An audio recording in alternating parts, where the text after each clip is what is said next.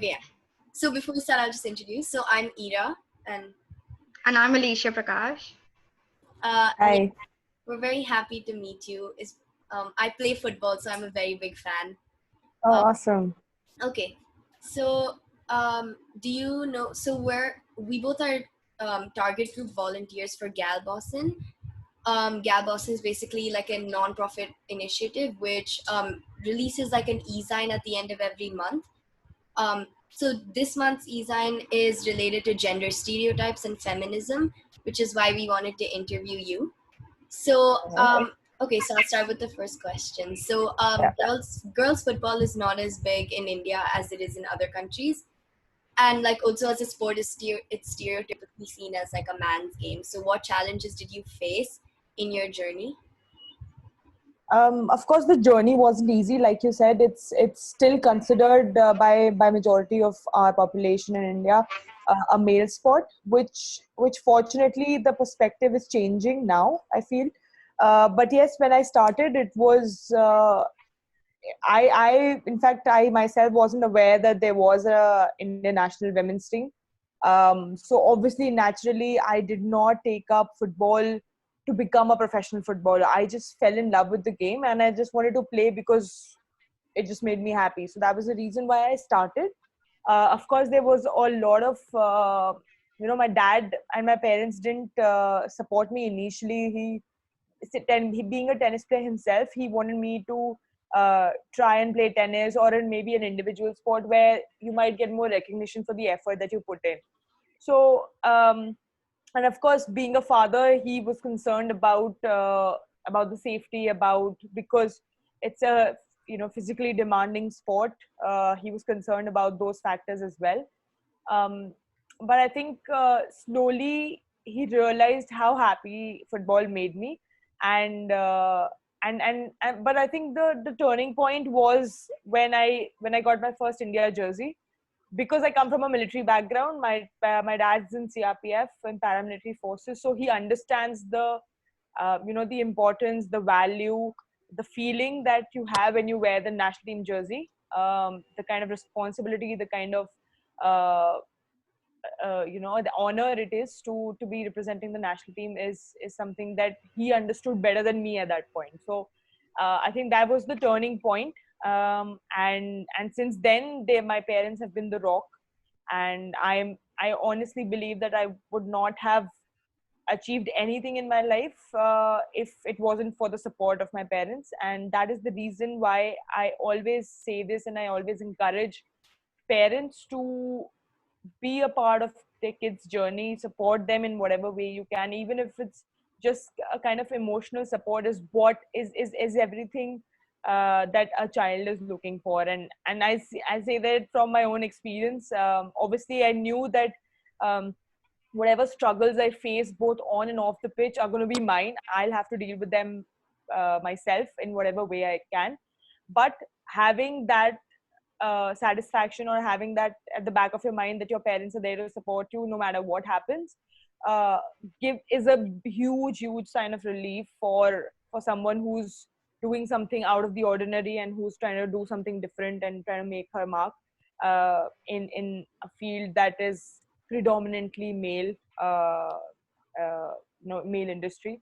So I think having the parent support was the most important thing in my life till now. Okay. Brilliant. Go ahead. Okay, so the next question for you is, so what inspired you to start She Kicks, and was it hard to start an academy all by yourself? What were some of the lessons you've learned Yeah, through this journey? like I said, I come from a military background, so business was not in my DNA, in my blood. And so obviously it was very challenging. It looks all fancy. Entrepreneurship looks very fancy from the outside, but it's really not. Once I got into it, that's when I started realizing how much effort goes into it, and every day there's a new challenge. There's a new issue that comes up, and you just have to be in a switched on mode 24/7. But I like that. I enjoy the whole process because I feel that with every challenge I get to, do my research or find solutions that keeps my brain active.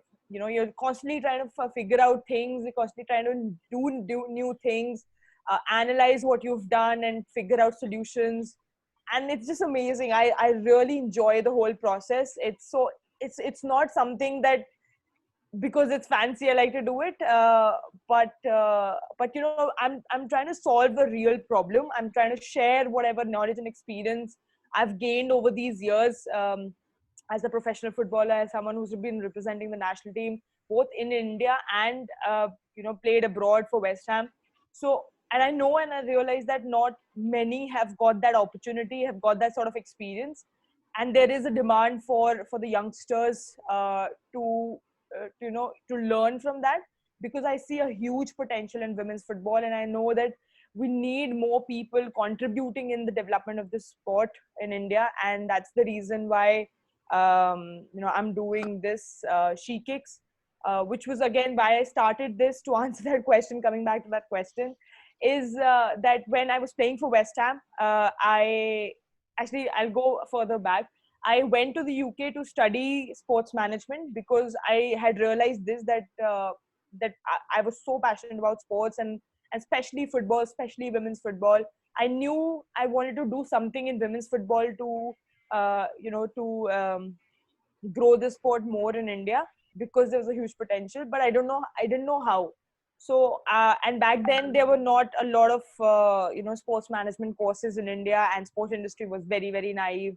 There's no professionalism. I mean, it's still coming up and developing, but it was not. I mean, it wasn't really an industry back then. So my parents to agree on the decision for me to go abroad and study was not just a huge financial burden, but also a huge risk in terms of career opportunities. They were naturally concerned about the career opportunities if I did sports management.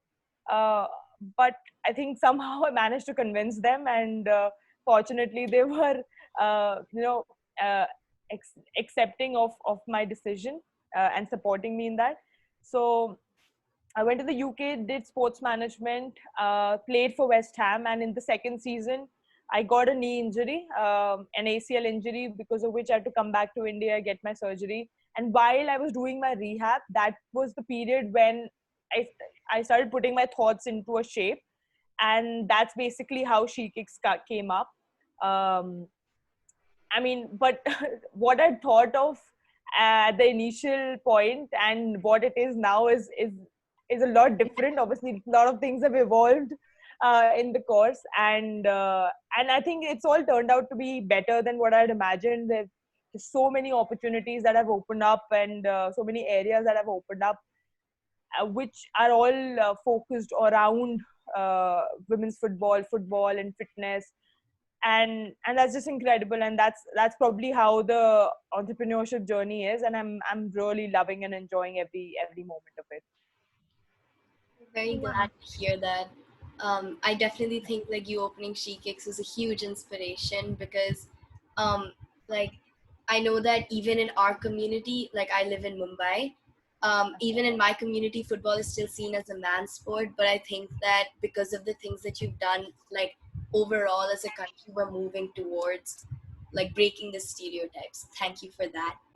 Um, I'm glad that I can be a catalyst in this change, because someone has to bear that torch and bring that change. And I'm glad that I can do it from whatever in whatever capacity I can to really explore the true potential of women's football in India. So, why do you think playing a sport, irrespective of your gender, is important in today's world? I think sports it's a great tool to teach you so much about life, and I can say from my own experience that whatever I know about life and about how to deal with difficult challenges and different situations is only because of sports. Um, just how, so as a goalkeeper during the matches, it's all about decision making, it's about analyzing the situation, it's about dealing with the situation, getting the best out of your teammates, and that's why I love this position of a goalkeeper also, because you have to be a leader within the team, no matter if you are the captain or not, or whatever age you whatever your age is. And there are a lot of senior members. That doesn't matter. If you're a goalkeeper, that's the duty that comes with this job. And those are the qualities, those are the skills that I've learned, and I've taken that into my entrepreneurship journey as well. And I feel that these are the skills that can be used in any career or any industry that you're part of. You always are working with the team. You have to get the best out of your team to perform well, and truly attain the full potential. um, Challenges, everyone faces a lot of challenges in life, whether it's professional, whether it's personal. um, just but having the right attitude to deal with them solves the problem halfway itself. And that's something that I've learned. One of the best things that I've learned from sports is to never give up. um, like I said, the entrepreneurship journey has been full of challenges, and there were lots of times, and I'm sure in the future also there'll be a lot of times where you just feel like everything's just going against you, and there's nothing you can do, there's nothing in your control.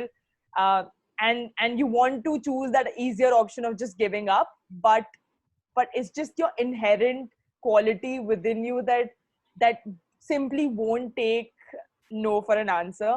You have to. And I just, I never, it never comes to my mind to give up. I always look for solutions. I try to figure out what is the best way to deal with the situation and go past it, um, or go around it. So those are the things that I feel have benefited, and those are the skills that I've learned from the sports or from the football field that I'm implying now in my entrepreneurship journey. Wow. Okay, so last question. What advice would you give? This is a very standard question. What advice would you give to girls younger than you who want to make football as their career? It's something that I think is not close just, to you. I would just say that, no matter what career you choose, just it's first of all, I'd say the sports is a very, very important part, not just for your health, physical health, but also for your mental health. So definitely take up a sport, whether it's as a hobby, as a or as a profession, or as at an amateur level, whatever level you want to play, but do involve yourself in some sort of physical activity, or sports. The other advice that I would give to someone who's younger than me is is to just be yourself. No matter what career you choose, uh, just have that attitude. And I feel that women are incredibly strong, both mentally and physically. So it doesn't matter what career they choose. You can excel in whatever field you choose. It's just about having that right attitude, and having those right people around you also uh, to help you in challenging times. So that's probably the only advice I can give. I don't like taking advices myself too much, so I don't like giving advices as well. I just feel like, you should do whatever you feel you want to do, and just do it with all of your passion, your hard work, and don't compromise on your hard work. That's probably it. uh, that's the answer for most of the challenges, I feel. Brilliant. So I'm just curious to know, how have you been like conducting she kicks through COVID? Yeah, so we've started online programs. Obviously, the situation, we didn't anticipate the situation to be as bad as it became. So we started online program called Score from Home, where I take theory classes, football theory classes, and then we have a practical session that is conducted by a licensed coach through online medium, through Zoom. And it's been working out really well. It was a 3-month program, and we're coming towards the end of the 3-month program, and we'll be starting a new batch soon. And it's incredible to see, the improvement that these girls have made in these 3 months through the lockdown. It just amazes me, and I'm so glad that our work, our commitment towards improving women's football has not stopped or became slower during this process as well. And apart from the Score from Home program, we've started multiple other programs also related to fitness, football, health, everything. So just trying to explore different things, trying to pursue my passion for fitness and football. So I'm enjoying the whole journey. Okay. Well, that's all the questions we have. Alicia, do you want to say anything? Um, well, I'm an entrepreneurship student and I'm a PE student. So Oh like wow. the fact that uh, you became so good at your passion at football, and then you even went into something that no one in your family has done, and despite all the odds that you thrived in it. That just it's really heartwarming, and it gives me a lot of hope because I feel like I can do much with You'd myself be you'd be in the perfect to future. be work to helping us out at She Cakes. I think you're the perfect candidate. You've got the Oh my PE god. background, you've got entrepreneurship. Maybe you can teach me a few things. Oh my God. No, no, again, you've already said it that entrepreneurship is something that, it's not by the book. It's a very Yeah, creative and right, brainstorming kind of subject. And PE is, skills and life skills that you're really, just right. honing over the years. So I think that even without those classes, you just managed to be like amazing at it, I and believe in practical learning. that's the best kind of learning, really. True, true. Yeah, so I just wanted to say that, like, I think I've said it all already, but thank you so much, because like No, it was my pleasure. being a footballer, I definitely look up to you.